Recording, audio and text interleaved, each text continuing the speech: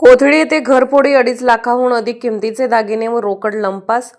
शिरोळ तालुक्यातील कोथळी येथील समने गल्लीमध्ये अज्ञात चोरट्यांनी बंद घर फोडून सुमारे 2,75,000 रुपयांचा ऐवज लंपास केल्याची घटना उघडकीस आली आहे. या प्रकरणी जयसिंगपूर पोलीस ठाण्यात गुन्हा दाखल करण्यात आला आहे.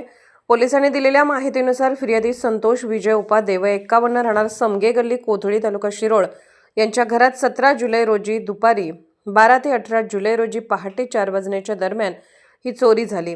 अज्ञात चोरट्यांनी घराच्या मागील बाजूचा दरवाजा उचकटून कुलूप तोडत घरात प्रवेश केला. त्यानंतर बेडरूममधील लोखंडी व लाकडी कपाटातील सोन्या चांदीचे दागिने आणि रोकड असा एकूण 2,75,000 रुपयांचा ऐवज चोरून नेला.